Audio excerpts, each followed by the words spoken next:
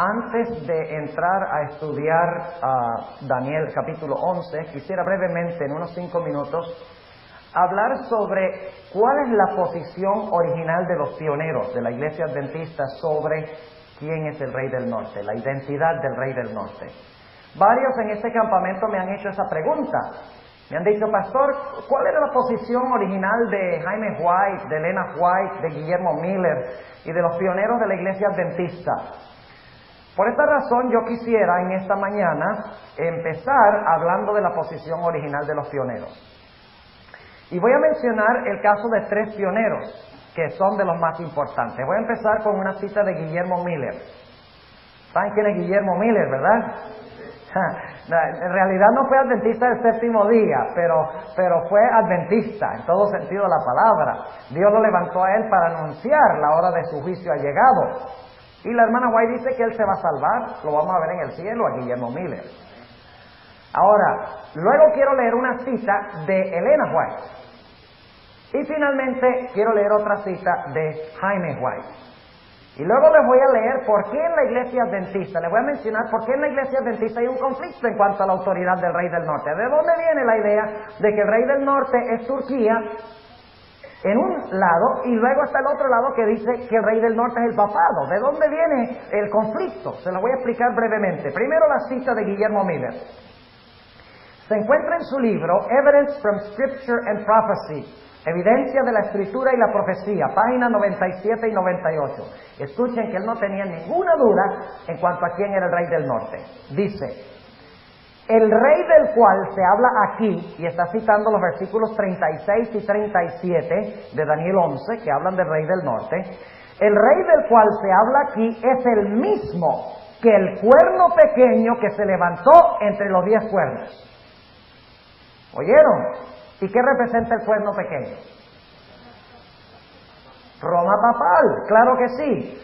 Dice, es el mismo poder que blasfemó al Dios del cielo. Es la Babilonia mística. ¿El Rey del Norte es qué? Babilonia. Y luego cita Isaías 14, 2 al 15 y Apocalipsis 13, 5 y 6. Y Apocalipsis 13, 5 y 6 habla de la bestia. O sea, fíjense, él dice, el Rey del Norte es el cuerno pequeño. El Rey del Norte es Babilonia. El Rey del Norte es la misma bestia. Es lo que él está diciendo. Y luego añade un versículo más. Dice, es el mismo poder que Pablo describe en 2 de Tesalonicenses 2, 1 a 9. Otro versículo. Ahí habla del hijo de perdición que se sienta en el templo de Dios haciéndose parecer Dios. Ese es el pasaje en 2 de Tesalonicenses. Y luego dice, en este pasaje, hablando de Daniel 11, 36 y 37, en este pasaje tenemos una descripción clara del papado. La descripción que se da debe aplicarse a la iglesia de Roma o al Papa. ¿Está claro? Ahora vamos a leer una cita de Elena White. Y lo estoy haciendo en orden cronológico porque Guillermo Miller escribió antes que la hermana White. No es porque Guillermo Miller lo que diga es más importante que lo que dice la hermana White. En uno de los primeros documentos que escribió Elena de White, junto con su esposo, fue publicado en 1847. En inglés el nombre del librito, y ustedes pueden conseguirlo aquí en el ABC porque lo venden en reproducción, se llama A Word to the Little Flock. Una palabra a la pequeña manada. En la página 8 y la página 9. Dice lo siguiente. Miguel ha de levantarse al mismo tiempo que el último poder del capítulo 11 llegue a su fin sin que tenga nadie que le ayude. Este poder es el último que pisoteará a la verdadera iglesia de Dios. Y como la verdadera iglesia está aún pisoteada y desechada por el cristianismo nominal, debemos concluir que este último poder opresor no ha llegado a su fin y que Miguel no se ha levantado. Y luego dice, este último poder que pisotea a los santos se nos describe en Apocalipsis 13, 11 al 18. Su número es 666. ¿Está claro? Ahora Jaime White. Antes de hablarles de Jaime White, déjenme decirles de dónde llegó la interpretación de que el rey del norte es Turquía. ¿Ustedes creen que la interpretación de que el rey del norte es Turquía tiene sentido? A base de lo que hemos estudiado. Hemos dedicado mucho tiempo a estudiar estructuras, ¿verdad? El rey del norte no puede ser Turquía. Al analizar la estructura tanto de Daniel como de Apocalipsis. ¿De dónde vino la idea entonces de que el rey del norte es Turquía? Uriah Smith, uno de los grandes hombres de la historia de la iglesia adventista, y no quiero proyectar una sombra sobre su carácter ni sobre la obra que él hizo, porque era un gran hombre y la vasta mayoría de las cosas que escribió Uriah Smith eran buenísimas. Era un campeón de la verdad de la iglesia adventista. Pero recuerden que Uriah Smith no fue inspirado por Dios. Era un escritor religioso como cualquier otro escritor religioso. No es como Elena de White, que fue inspirada por Dios.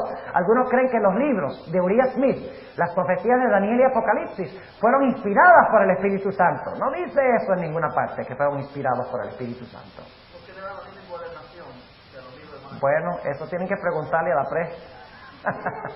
que por qué tienen la misma encuadernación. Sí, se presta para confusión, pero no son inspirados por Dios. Porque él se equivoca también en las ediciones originales de la exposición que hace sobre Apocalipsis. Él dice que la sexta plaga, donde vienen los reyes del Oriente, él dice los reyes del Oriente son los chinos y los rusos, los del Oriente. Y entonces habla de una guerra entre Oriente y Occidente y dice que el río Éufrates se va a secar literalmente. Y todos sabemos ahora, con la luz que tenemos, que esa es una interpretación falsa, incorrecta. Pero no sean muy duros con Uriah Smith, porque Uriah Smith fue un gran hombre. Lo que pasa es que eso en la época de Smith no era verdad presente. No importaba la interpretación del rey del norte en esa época, pero ahora sí, porque ahora estamos empezando los movimientos. Estamos viendo el crecimiento del poder del norte y es una verdad que necesitamos saber ahora, es verdad presente. El pastor Smith, hasta el año 1871, enseñó que el rey del norte es el papado. Escuchen bien. Uriah Smith, hasta 1871, enseñó que el rey del norte es el papado. Pero en 1871 cambió su posición y enseñó que el rey del norte era Turquía. Y le voy a explicar por qué.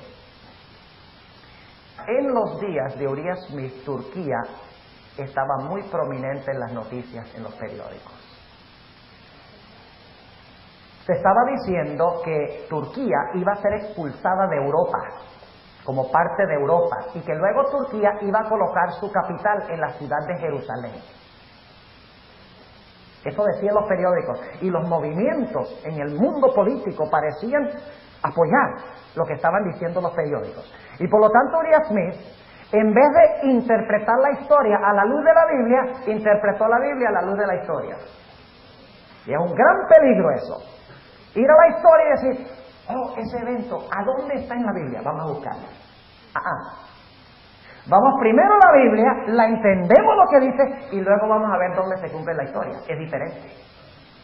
Pero él vio en los periódicos que Turquía estaba prominente y dice, a ver, la Biblia tiene que decir algo de eso. Estamos en los últimos días. ¿Dónde estará Turquía? ¿Dónde estará?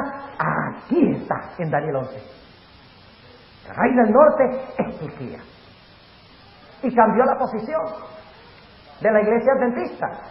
Inclusive Uriah Smith dijo que en unos pocos meses se iba a cumplir lo que él estaba diciendo, de que Turquía iba a ser expulsado como parte de Europa, iba a colocar su sede en Jerusalén, se iba a secar el río Éufrates literal, porque él también conectó esto con la profecía.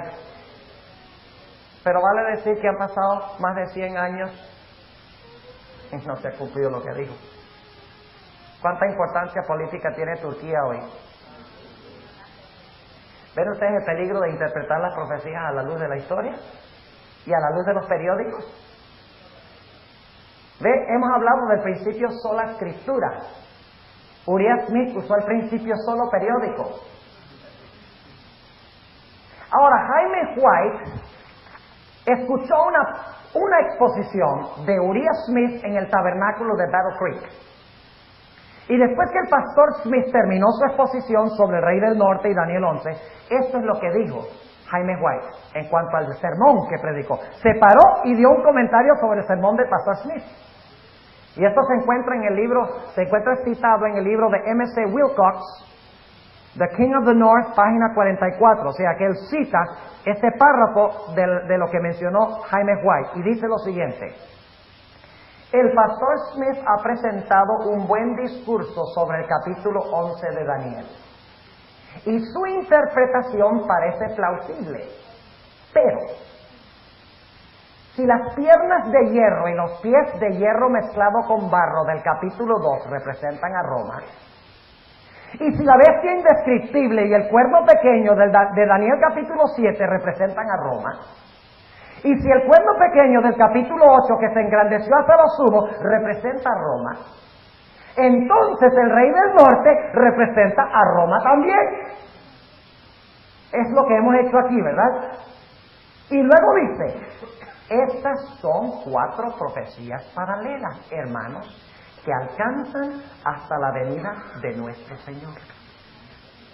¿Está claro? Esa es la posición de los pioneros. Lo que yo les estoy enseñando no es nada revolucionario, diferente que lo que creyeron originalmente nuestros pioneros de la Iglesia Adventista. Lo que pasa es que por un tiempo nos extraviamos de la interpretación correcta. Y no era tan serio. Yo recuerdo durante los años 30 y 40, nuestros evangelistas hablaban de la invasión de China y Rusia al occidente. Y muchas almas se unieron a la Iglesia Adventista como resultado de esa predicación. Sensacional. Y muchos de ellos todavía están en la iglesia, a pesar de que la interpretación no era correcta. Pero nada más porque entraron muchos como resultado de esa predicación, no significa que debemos seguirlo predicando, porque ahora tenemos más luz. ¿Saben ustedes que para fines de los años 40 se levantó un intérprete en la Iglesia Adventista? Un intérprete que yo creo que es el intérprete de las profecías, fuera del linaje de White, que más comprendió y percibió la profundidad del significado de las profecías que cualquier otro autor que jamás haya escrito en la Iglesia Adventista. Y estoy dispuesto a apostar de que el 90% de ustedes nunca han oído hablar de este hombre. ¿Alguien puede, por favor, ayudarme a voltear esto? Vamos a colocar su nombre en la pizarra. Y luego ustedes pueden ir al ABC y comprar algunos libros de él, porque tienen algunos allá. Y les voy a mencionar cuál es el clásico. Si ustedes quieren entender, ¿esto hay que soltarlo también? Oh, ok, gracias.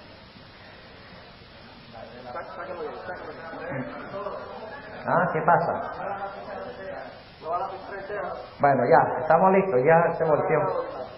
Hay que conseguir super glue. Hay que conseguir super glue. Bueno, la pizarra está llena, pero lo que vamos a hacer es poner el nombre aquí arriba. El nombre de este hombre es Louis F. Weir. ¿Cuántos han oído hablar de Louis F. Weir? ¿Ves? Mi sospecha era correcta. Algunos pastores. ¿Saben ustedes que Louis F. Weir fue un evangelista en Australia? Los años 40, años 50. Y se metió en problemas con los dirigentes de la iglesia, porque enseñó lo que yo les estaba enseñando aquí esta semana. Porque la posición que se había adoptado era Turquía y el secamiento literal de Éufrates y todas esas cosas. Se había adoptado en la iglesia por varias décadas. Y él empezó a escribir libros. Y créanme o no, ha escrito más o menos como 30 libros. ¿Cómo es que ustedes no conocen el nombre de este hombre? Se ha escrito 30 libros. Sí, hermano.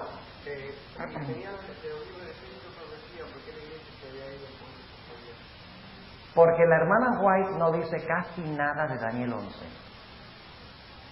Ustedes leen los escritos de la hermana White no dice mucho de Daniel 11. Inclusive ustedes leen, en cuanto a la sexta y séptima plaga, en los escritos de la hermana White, aparentemente la hermana White no dice nada. del secamiento del Éufrates, de los reyes que vienen del oriente. Aparentemente la hermana White no dice nada, pero cuando ustedes leen debajo de la superficie encuentran mucho. ¿Recuerdan la cita que les leí anoche de que las multitudes en el acto son contenidas y que le retiran su apoyo a Babilonia y luego caen sobre Babilonia para destruirla? Esa es la sexta plaga. Pero ella no cita los versículos. ¿Y saben por qué? Y esto nos enseña una gran lección a nosotros. En el tiempo cuando la hermana White escribió El conflicto de los siglos, el debate en la iglesia era candente en cuanto a este asunto de las profecías. Un lado decía que era Turquía y el otro lado decía que era el papado. Uriah Smith en un lado y Jaime White en el otro lado. Y casi que se agarraban a puños. Interesante, ¿no? Listos para vencer el poder del rey del norte con la perfección del carácter. Yo digo, los que más hablan de la perfección son los que más pelean y son más imperfectos. En la iglesia adventista ahora hay teólogos que están discutiendo que si se puede llegar a ser perfecto antes de que Cristo venga, ¿se puede dejar de pecar? Un grupo dice sí, y el otro grupo dice no se puede dejar de pecar hasta que Cristo venga. Sí se puede, no se puede, sí se puede, no se puede. Y empiezan a pelear y los dos se muestran igual de imperfectos. La perfección no es para debatirla, sino para vivirla.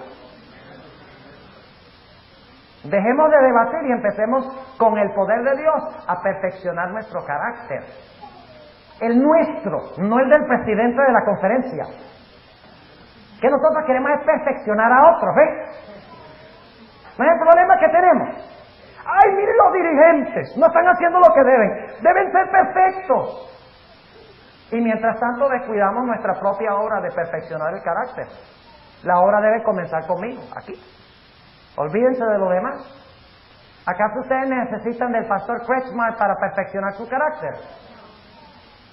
Entonces, ¿por qué criticamos tanto a los líderes y a los pastores y aún nos criticamos los unos a los otros en la iglesia? Bueno, este es otro tema para otro día. Pero Louis Weir,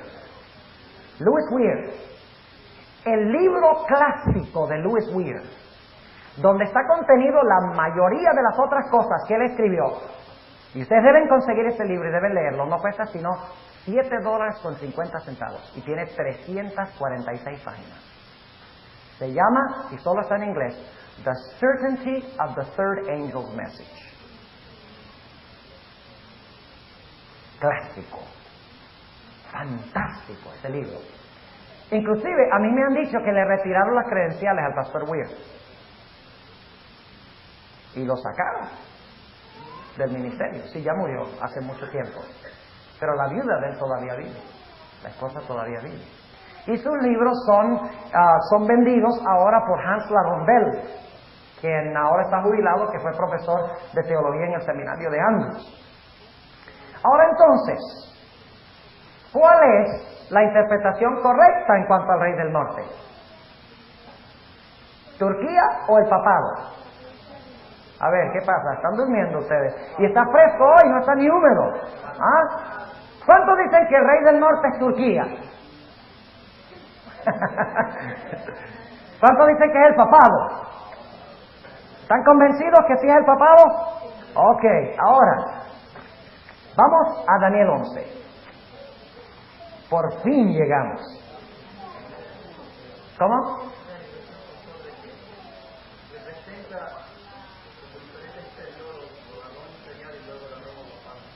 Sí, ¿el rey del norte? Claro que sí, no hay duda. Es que el rey del norte, cuando un poder cae y el otro se levanta, el que le sigue llega a ser el rey del norte. Es correcto. Por ejemplo, cuando los griegos cayeron, los seleucidas llegaron a ser el rey del norte. Cuando cayeron los seleucidas en manos de Roma pagana llegó a ser el rey del norte. Y cuando Roma pagana cayó en manos de Roma papal llegó a ser el rey del norte. ¿Es correcto? O sea que el poder que vence al poder anterior, que se conoce como el rey del norte, llega a tomar su lugar y llega a ser el rey del norte, ¿entienden? Por eso ustedes pueden leer, y vamos a llegar un momentico a eso, ustedes pueden leer en Daniel 11, 3 al 15, que habla de las guerras entre el rey del norte y el rey del sur, pero ahí está hablando de las guerras de los seleucidas con los ptolomeos. Y algunos dicen, bueno, ¿cómo es que el rey del norte puede ser los seleucidas en los versículos 3 al 15, y luego de repente es el papado al final del capítulo 11. La respuesta es sencilla. Cuando los seleucidas caen en manos de Roma pagana, como toma su lugar, llega a ser ¿qué? El rey del norte. Y cuando Roma pagana le cede su puesto a Roma papal, entonces ahora como Roma pagana no está gobernando, el rey del norte es ¿quién? Roma papal. ¿Entienden lo que estamos diciendo? Facilito. La interpretación cuando reconocemos que el poder que conquista el poder anterior llega a ser el nuevo imperio mundial y llega a ser el rey del norte. Ahora vamos a notar algunos detalles en cuanto a Daniel 11, desde el 1 hasta el 30. Y solo voy a ser breve del versículo 1 al 30, porque como les dije anoche, quiero detenerme en el versículo 31 hasta el capítulo 12 y el versículo 1. Y vamos a estudiar bastante detallado eso. Y tal vez podamos tener una reunión el sábado por la tarde. Yo no sé cuántos estarían interesados en tener una reunión el sábado por la tarde para concluir algunos detalles. Bueno, la vasta mayoría dice que sí, y como la mayoría gana, entonces vamos a planificar tener una reunión un rato el sábado por la tarde. Tendría que hablar con ustedes para ver. Todo depende si hay tiempo. Tengo que reunirme con los pastores que están coordinando los jóvenes para estar seguro de que hay un tiempo para hacerlo. Pero vamos a conseguir un tiempo, que sea una hora, para que podamos terminar el material, porque el material es vasto. ¿Ustedes quieren saber cuánto material tenemos que terminar? Esta es la cantidad de material que hay que terminar. Claro, no vamos a estudiarlo todo porque es imposible, pero vamos a estudiar lo más importante. Ahora, vamos al capítulo 11 y el versículo 1. ¿Saben ustedes que en la antigüedad había un individuo que se llamaba Porfirio? ¿Y saben lo que decía Porfirio cuando leía Daniel 11? Porfirio, que era porfiado, era un pagano que no creía en el cristianismo, que trataba de atacar al cristianismo. Dijo, Daniel 11 es demasiado detallado y demasiado cierto en su cumplimiento como para ser una profecía. Por lo tanto, Porfirio dijo, este capítulo no lo escribió Daniel. Este capítulo fue escrito en los tiempos de los macabeos, después que la mayoría de esas cosas habían sucedido. Ahora, fíjense, el mismo Porfirio por lo menos admitió de que la descripción de la historia era perfecta. Lo único es que él dice que eso no es profecía. El que escribió en el tiempo de los macabeos se lo atribuyó a Daniel para que la gente creyera que es una profecía. Pero nosotros sabemos que sí es una profecía. Y el hecho de que Porfirio dijera de que todo se ha cumplido al pie de la letra, exactamente, hasta sus días, indica de que la palabra de Dios es inspirada. Porque los detalles son tremendos. Ahora vamos a mencionar algunos de esos detalles de los primeros 30 versículos. Capítulo 11 y el versículo 1. Y en el año primero de Darío, el rey de Media, yo estuve para animarlo y fortalecerlo. Ahora, ¿saben ustedes con qué capítulo debemos conectar el capítulo 11? Con el capítulo 9. ¿Por qué? Noten en qué año se da el capítulo 9.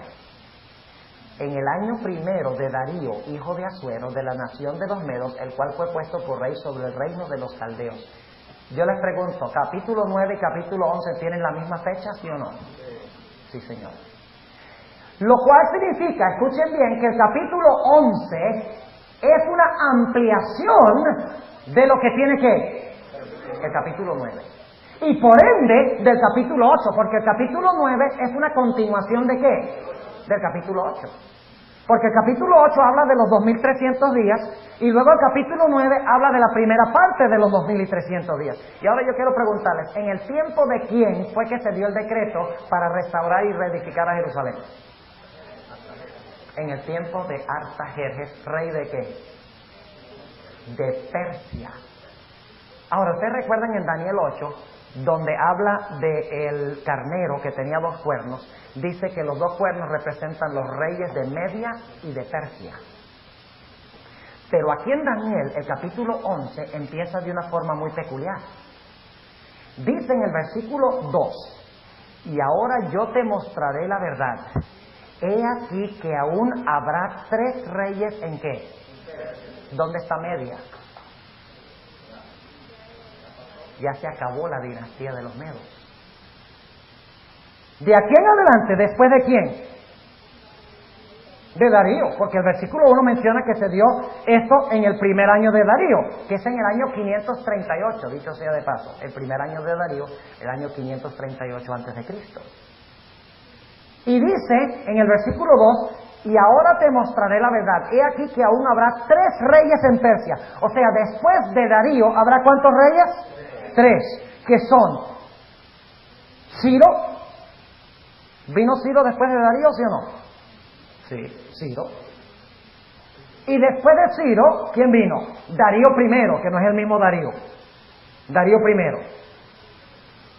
Después de Darío I vino Jerjes, o se conoce en la Biblia como Asuero. Esos son los 3. Y ustedes pueden verlo en la dinastía, en la hoja de la dinastía persa que yo les di, en la hoja amarilla. Ahí está, al lado izquierdo. Fíjense, Ciro está en el centro. ¿Lo ven? Vamos a mirar esa hoja un momentico para yo explicarles, porque algunos estaban confundidos con esa hoja. La hoja amarilla. Fíjense aquí, al lado derecho encontramos que dice Ciáxares II. Ese es el nombre griego de Darío el Medo. ¿Ok? El Darío el Medo. Fíjense que ¿de qué dinastía es Ciáxares II? Es Medo. Así que Ciáxares II es Darío el Medo, pero ese es su nombre griego. Darío es su nombre hebreo. Luego, después de Darío el Medo, hay 3 reyes. ¿Cuál es el primero? Ciro el Grande. Y noten que Ciro el Grande viene de las 2 dinastías. Es interesante, de Media y de Persia. Pero luego encontramos a quién. Ciro el Grande, luego tenemos a quién. Noten que dice que en Persia se levantarán, no en Media, sino en Persia. Después de Ciro el Grande, ¿a quién tenemos? A Darío I. Noten que Istáspes nunca gobernó, fue solo un príncipe. Darío I. Ese es el segundo después de Darío. Luego viene ¿quién? Jerjes, que se conoce en la Biblia como Asuero. Es el Asuero del libro de Esther. ¿Ese es el qué número? El tercero. ¿Quién es el cuarto? Ahora fíjense, el versículo 2. Y ahora yo te mostraré la verdad. He aquí que aún habrá 3 reyes en Persia, y el cuarto se hará grandes riquezas más que todos, y fortificándose con sus riquezas despertará a todos contra el reino de Javán. ¿El reino de Javán es qué? O sea que este rey iba a ser rico y al mismo tiempo iba a empezar las luchas ¿con quién? Con Grecia. Y eso fue exactamente lo que sucedió con Artajerjes, conocido como Artajerjes Longánime o Artajerjes I. ¿Por qué es importante Artajerjes I?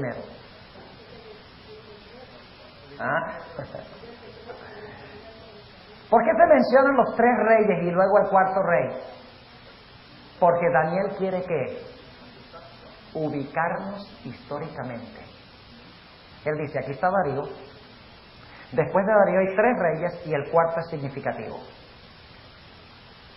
¿Qué está diciendo él? Él está diciendo, en Daniel 11, que tiene la misma fecha, él está diciendo, Daniel 11, el rey que comienza esa profecía es Artajerjes.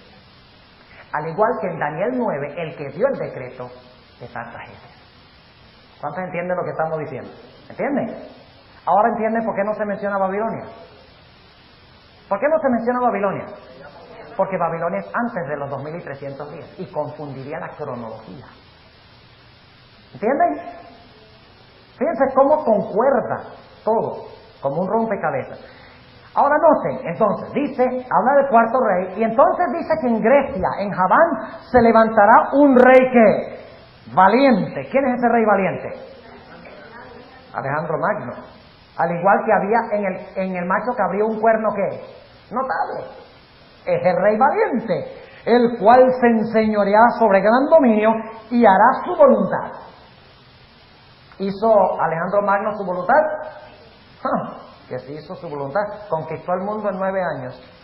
Y ya no tenía más que conquistar, así que dijo, vamos a emborracharnos entonces. Y murió en una borrachera a los 30 años. Imagínense. Versículo 4. Pero cuando estará enseñoreando, será quebrantado su reino.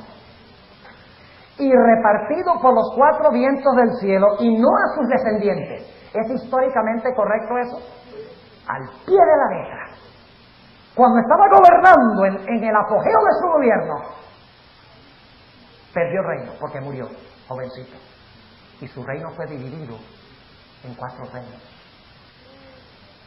Pero ninguno de los reinos era gobernado por uno de sus descendientes. ¡Qué increíble! Con razón Porfirio dijo, esto no es profecía. Esto es historia que finge ser profecía. Y luego dice, en el versículo 4, por los 4 vientos del cielo y no a sus descendientes, ni según su señorío, con que él se enseñoreó, porque su reino será arrancado y para otros fuera de aquí.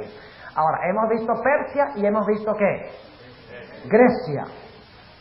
Ahora, lamentablemente no voy a poder cubrir desde el capítulo 11,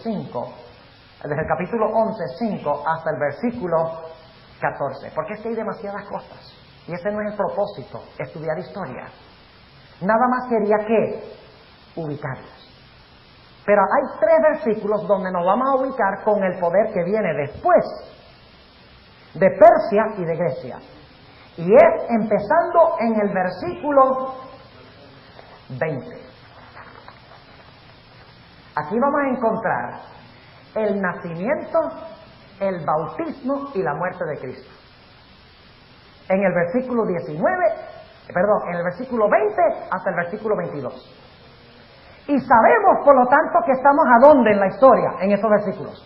Estamos en Roma pagana. Vamos al versículo 20.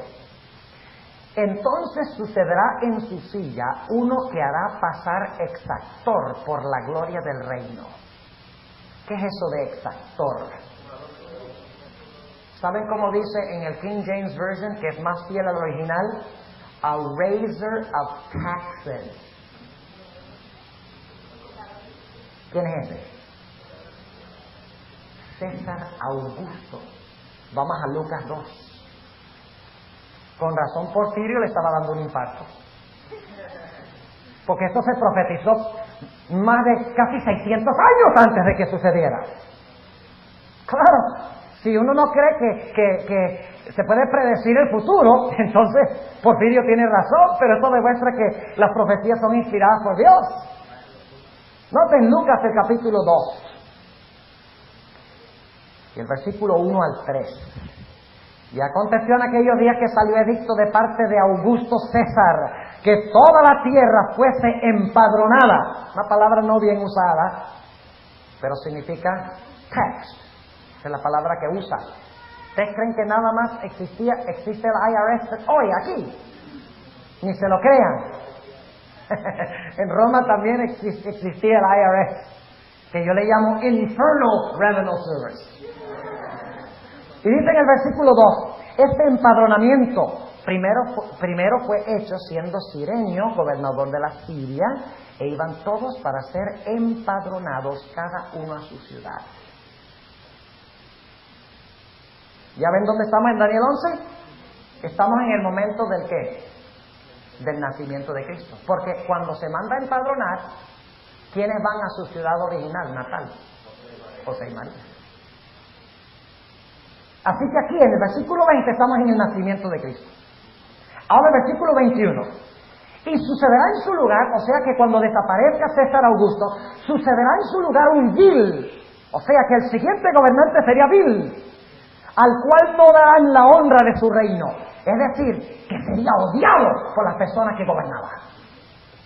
Vendrá empero con paz y tomará el reino con halagos. O sea que iba a ser un mentiroso, un hipócrita. Una descripción perfecta de César Tiberio, el que siguió después de César Augusto. Porque era vil, era un borracho, según dice la historia. Y los súbditos de su reino lo aborrecían, no lo pasaban, como dice este versículo. Y era un mentiroso de primera, según dice Tácito, el historiador romano. Interesante. ¿Dónde estamos aquí en la historia? Vamos a Lucas 3:1.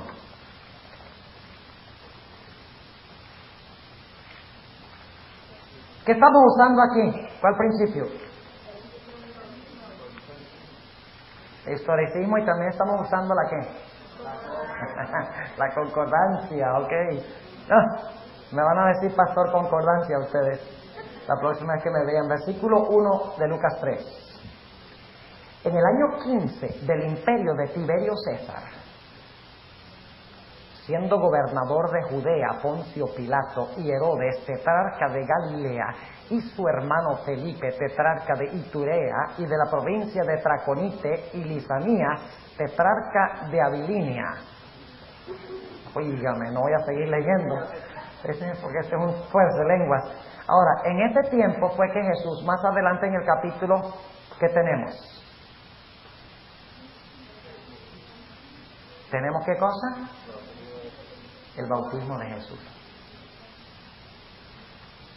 ¿Dónde estamos en la historia entonces? ¿Estamos en Roma pagana, sí o no? Sí. Ok. Ahora el siguiente versículo nos lleva un paso más allá. Déjenme preguntarles algo. La profecía de las 70 semanas, ¿de qué eventos habla? ¿Habla del bautismo de Jesús? ¿Habla de la muerte de Jesús? Y en cierto sentido habla de la venida del Mesías príncipe, del nacimiento del Mesías, aunque no por fecha, claro que sí. Ahora, ¿vemos lo mismo aquí? Fíjense lo que dice el versículo. ¿Es esto una ampliación de Daniel 9? Esa es mi pregunta. Claro que sí. Tiene la misma fecha. Daniel está ampliando en Daniel 11, está comenzando cuando comienzan las 70 semanas con Artajerjes. Y luego dice en el versículo 22, y con los brazos de inundación serán inundados delante de él, y serán quebrantados. Y aún también el príncipe del pacto. ¿Qué iba a pasar con el príncipe del pacto? ¿Iba a ser qué? Quebrantado. ¿Quién es el príncipe del pacto? ¿Cómo lo saben? ¿Cómo lo saben? A ver. ¿Qué busca en la concordancia? La palabra príncipe. Exactamente. Ahora, ¿saben ustedes que la palabra príncipe... ¿Quieren que les hable un poquito de la palabra príncipe? ¿Me dan unos minuticos extra? ¿Sí? Ok, vamos a hablar de príncipe del pacto. ¿Quién es el príncipe del pacto? ¿En qué momento estamos aquí? En el momento de la muerte de Cristo, ¿verdad? Nacimiento, bautismo, muerte. Estamos en Roma, ¿qué? Pagana. No hay duda. Ahora, ¿quién es este príncipe del pacto? Déjenme darle algunos versículos. En Daniel 8:25 se le llama el príncipe de los príncipes. Solo voy a mencionar los versículos. El príncipe de los príncipes. Dice que el cuerno pequeño se levantaría contra el príncipe de los príncipes. ¿Quién es ese? No hay duda. En Daniel 9:25 se le llama Mesías príncipe.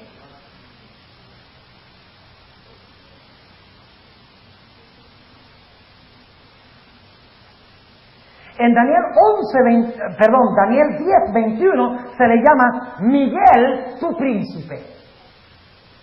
¿Y quién es Miguel? No hay duda de que... ¿Saben cuántas veces en la Biblia se usa la palabra Miguel? El nombre Miguel. 5. Y cada vez, escuchen bien, cada vez que se usa el nombre Miguel, y el nombre Miguel significa quién es como Dios, es un nombre desafiante. Y por eso siempre que aparece Miguel, aparece en escenas de conflicto con Satanás. Siempre. Aparece, por ejemplo, en Apocalipsis 12:7. Miguel y sus ángeles lidiaban contra el dragón y sus ángeles. Aparece en Judas 9, donde Satanás pelea con Miguel sobre el cuerpo de Moisés.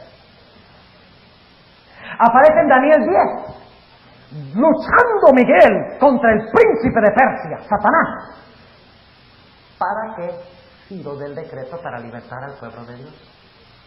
Y en Daniel 12:1 aparece el gran príncipe en conflicto con el rey del norte. O sea, ¿quién es el príncipe? Príncipe del pacto, el Mesías príncipe. En el 12:1 se le llama Miguel el gran príncipe, que se le llama en Hechos 3:15 el príncipe de vida.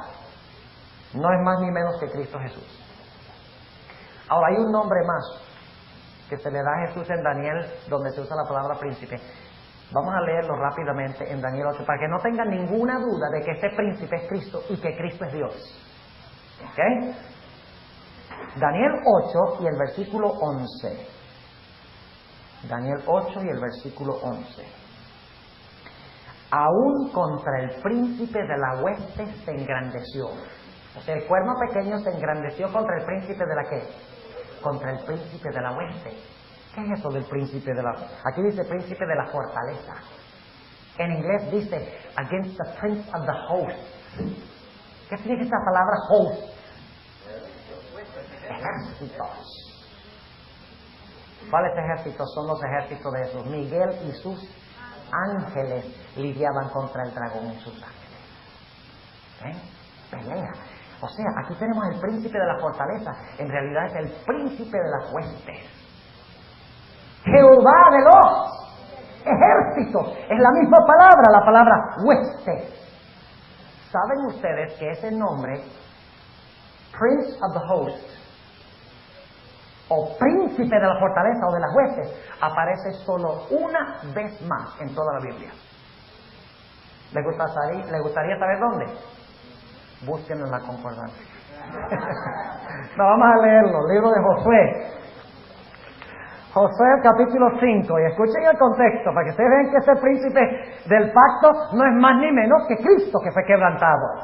Dice en Josué el capítulo 5 y el versículo, empezando en el versículo 13, hablando del momento cuando iban a atacar a Jericó. Los ejércitos de Israel estaban a la expectativa, y dice en el versículo 13, y estando Josué cerca de Jericó, alzó sus ojos y vio un varón que estaba delante de él, el cual tenía una espada desnuda en su mano. Y Josué, yéndose hacia él, le dijo: ¿eres de los nuestros o de nuestros enemigos? Noten el versículo 14. Y él respondió: no, mas el príncipe del ejército de Jehová. Ahí se traduce la idéntica frase, príncipe del ejército. Pero en Daniel se traduce príncipe de la fortaleza. Por eso no vemos la conexión. Pero con la concordancia vemos la conexión. Les da la definición de las palabras hebreas. No necesitan ni siquiera saber hebreo, teniendo la concordancia. Les dice que es la expresión exacta. ¿Y quién es este príncipe del ejército? Sigamos leyendo. Y él respondió: no, mas el príncipe del ejército de Jehová he venido. Entonces Josué, postrándose sobre su rostro en tierra, le adoró. ¡Ojo! Este príncipe es ¿qué? Dios. Él lo reconoció cuando el ángel cuando Juan trató de adorar al ángel en Apocalipsis, que era Gabriel. El ángel le dijo: no lo hagas. Pero cuando dice aquí que Josué se arrodilló ante el ángel, no solamente el ángel recibió adoración, sino noten lo que sigue diciendo. Y díjole: ¿qué dice mi señor a su siervo? Señor y siervo. Y el príncipe del ejército de Jehová respondió a Josué: quita tus zapatos de tus pies, porque el lugar donde estás es santo. ¿En qué otra ocasión vemos esto? Cuando Jehová se le apareció en la zarza ardiente. El ángel de Jehová es Jehová. ¿Está claro quién es el príncipe? ¿De dónde lo sacamos? ¿Especulación? ¿Del periódico? No, lo sacamos de la Biblia, de la concordancia. Ok, exactamente, de la concordancia. ¿Cuántos compraron una concordancia aquí en el campestre? ¿Cuántos compraron una concordancia? ¿Cuántos tienen una concordancia? Bueno, no la compraron porque la tienen, pero los que no la tienen, hagan un esfuerzo y cómprenla mientras están aquí. Y tomen su decisión de que van a volver a su casa a estudiar la Biblia con la concordancia. Eso lo digo en serio. No esperen 2 semanas para comenzar a estudiar, porque no van a comenzar. Apenas lleguen a su casa el domingo, sacaron 2 horas para estudiar. ¿Les parece? Porque si lo dejan dentro de 2 semanas se va el espíritu del campestre, ¿verdad? Y como que nos olvidamos. Pero si empiezan a formar un hábito desde el momento que regresan, entonces cuando regrese yo algún día al campestre y les pregunte ¿cuántos han estado estudiando la Biblia con la concordancia? Todos levantan la mano. Ok, otra vez a Daniel 11. ¿Qué horas son? Ve, yo no cargo reloj porque es un enemigo muy grande. Ok, Daniel 11. Estamos en Roma pagana, ¿sí o no? Cuando el príncipe del pacto fue ¿qué? Quebrantado. Dice que el Mesías príncipe, en Daniel 9 dice que el Mesías príncipe a la mitad de la semana se le quitaría ¿qué? La vida. Es lo mismo. ¿Concuerda Daniel 11 con Daniel 9, sí o no? Claro que sí, hay que estudiarlos juntos. Y allí está el secreto para entender los 1335 días, de los cuales hablaremos el sábado por la tarde. El secreto está en conectar Daniel 8 con Daniel 11 y 12. Y yo les di un material. Bien bonito en verde y rojo. Recién nos trajeron una copiadora que copia en colores en la oficina. Y ahí ustedes encuentran las conexiones entre Daniel 8 y 9 y Daniel 11 y 12. Estudienlas. Por eso les di este material. No vamos a estudiar todo esto nosotros, porque no tenemos tiempo. Pero ustedes tienen ahora el material. Fíjense la conexión entre Daniel 8 y 9 y Daniel 11 y 12. Y verán que Daniel 11 y 12 es una explicación de Daniel 8 y 9. Estudienlo desde ese contexto. Ahora vamos rápidamente al versículo 31 y vamos a concluir ya. Sí.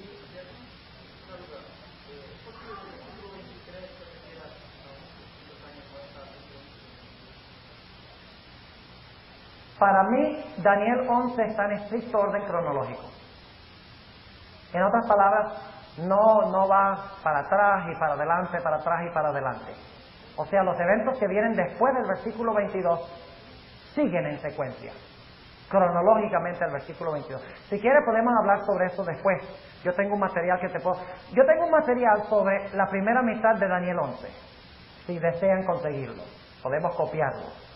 Pero yo no lo he tratado porque es que es muy complejo hablar de la guerra de los sirios con los ptolomeos y esto y lo otro. Y ustedes no quieren saber todo eso. Es historia antigua. Ya hemos dado suficiente evidencia de que esto se ha cumplido y de la secuencia. Eso es lo que me importa a mí, que capten la secuencia. Persia, Grecia, Roma pagana. ¿Y cuál creen ustedes que sería el próximo poder? ¿Y de dónde sacan tal idea? Porque somos historicistas. Y usamos la concordancia. Ok, exactamente. Óigame, yo creo que ustedes hasta sueñan con la concordancia ya, ¿verdad? Ok, ahora vamos al versículo 31 y solo voy a leer, no voy a interpretar, vamos a interpretar esta noche. Porque esta noche sí estamos en el 31, ahí vamos a comenzar. Pero había que poner el contexto, ustedes entienden, ¿verdad? Vamos a leer desde el versículo 31 hasta el versículo 39. Y ustedes me van a decir quién es este. Y serán puestos brazos de su parte. ¡Wow! Cuánto quisiera yo interpretar eso, pero lo hacemos a la noche.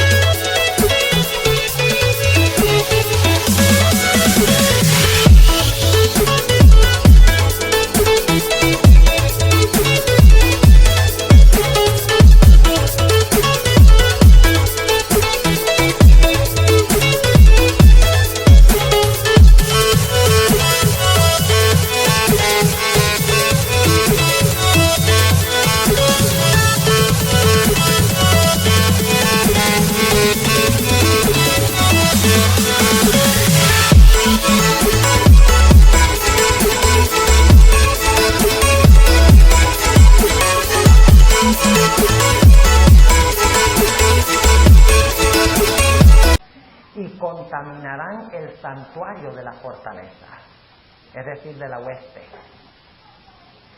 y quitarán el continuo. ¿Quién quitó el continuo en Daniel 7? El cuerno pequeño. Déjenme decirles algo. No es una interpretación, es una explicación. Ustedes notan en su versión que dice continuo sacrificio, pero ¿se dan cuenta que la palabra sacrificio está en cursiva? En letras distintas. ¿Cuántos tienen letras distintas donde dice sacrificio? A ver, lea la palabra sacrificio. ¿Cuántos tienen un estilo de letra diferente donde dice sacrificio? ¿Saben por qué? Les voy a explicar por qué. Cuando ustedes encuentran en la versión antigua de Reina Valera palabras en cursiva, significa que los traductores creen que esa palabra debe estar allí, pero que no está en el original la palabra sacrificio. O sea, como la palabra continuo se usa para el sacrificio en el Antiguo Testamento, ellos asumen de que la palabra continuo debe ir vinculada con la palabra sacrificio. Pero vamos a ver en esta noche que esa conexión no debe ser así.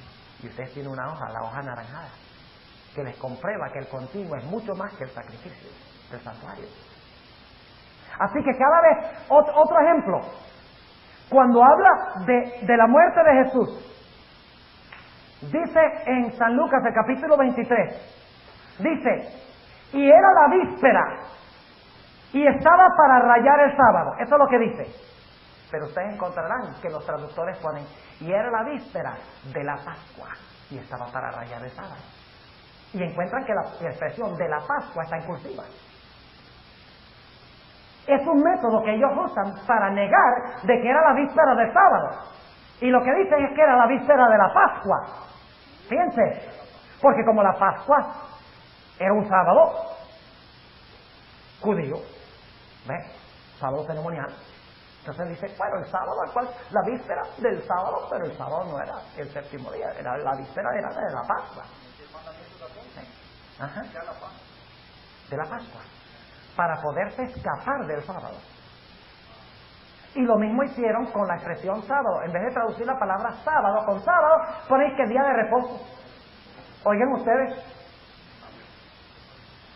tendrían que poner gemera ton sabatón.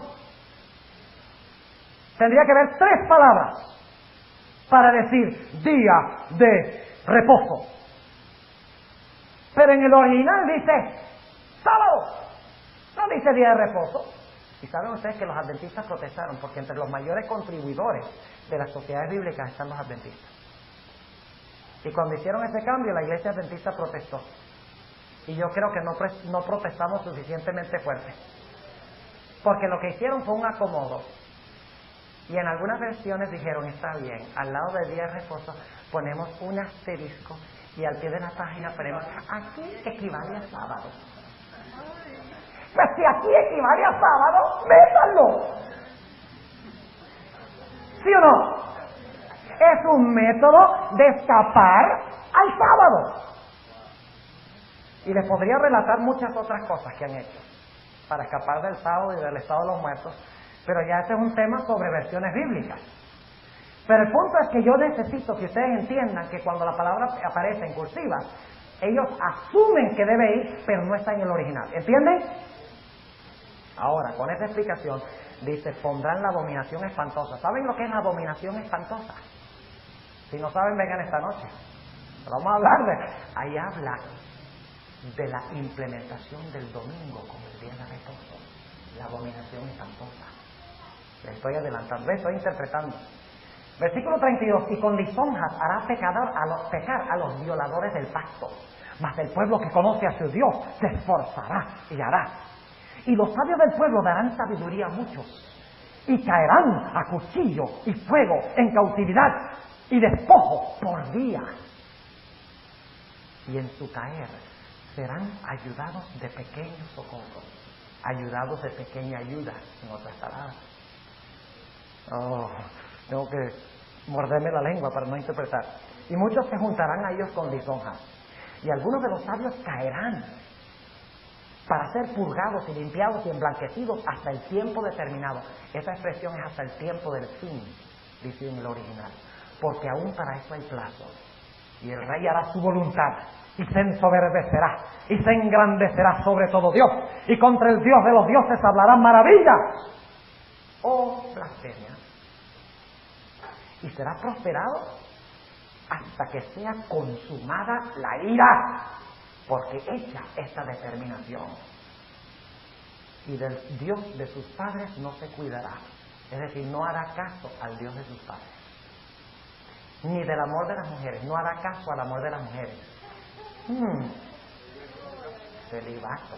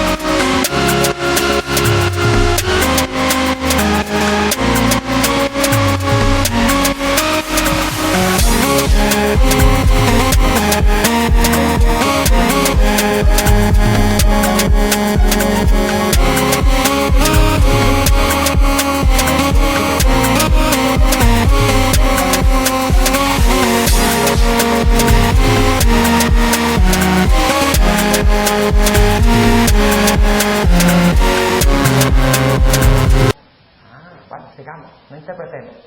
Ni se cuidará. Quiere decir que no hará caso de Dios alguno, porque sobre todo se engrandecerá. Mas honrará en su lugar al Dios Mausim. Esa es la palabra hebrea, transliterada. ¿Por qué? Lo vamos a interpretar. Dios que sus padres no conocieron. Honrarálo con oro y plata y piedras preciosas y con cosas de gran precio. Y con el Dios ajeno que conocerá, hará a los baluartes de Mausim crecer en gloria, y harálos enseñorear sobre muchos, y por interés repartirá la tierra. Mucho hay en este pasaje, pero lo vamos a interpretar esta noche, vamos a empezar esta noche. ¿Sí? A Mausim, y ponen al Dios de los baluartes, o al Dios de las fortalezas. Exactamente. Esto, vamos a leer algunos versículos, otros de la Biblia donde aparece la palabra Mausim, para interpretar lo que quiere decir, usando la concordancia. Mausim, viene de la palabra hebrea Maos. Bueno, dejemos para esta noche. ¿Cómo? Júpiter es una versión católica, ¿sí o no? Claro, ellos son preteristas. Para ellos eso se refiere al tiempo de los emperadores romanos. ¿Se acuerdan que les hablé del preterismo? Lean la versión católica y encontrarán que toda la traducción está hecha de tal manera que cuadre con Nerón y con César Augusto y con Diocleciano. Ellos dicen que Nerón era el anticristo y dicen que su nombre da 666. ¿Ven? Y de esa forma, sabrosito, Nerón fue el anticristo, nosotros no somos. Y crecen y nadie se da cuenta que la Iglesia Católica es el anticristo. Ese es el propósito. De eso vamos a hablar esta noche. Oremos. Amante Padre Celestial, te damos gracias nuevamente porque nos acompañaste esta mañana. Te damos gracias por las gloriosas verdades en cuanto a la profecía del Rey del Norte. Y te damos gracias que el Rey del Norte no será el último poder en gobernar, sino que tú serás el último en gobernar. Y que si nos unimos a ti, podemos tener la seguridad de habitar por los siglos de la eternidad contigo. Bendice a los jóvenes, Señor. Ayúdales a estudiar tu santa palabra. Te ruego que les ayudes a fortalecer sus mentes con lo que realmente vale la pena, y que puedan hacerle un frente al enemigo, y que puedan conquistar muchas almas por medio de sus palabras y su ejemplo. Gracias, Señor, por escuchar nuestra oración. En el nombre de Jesús. Amén.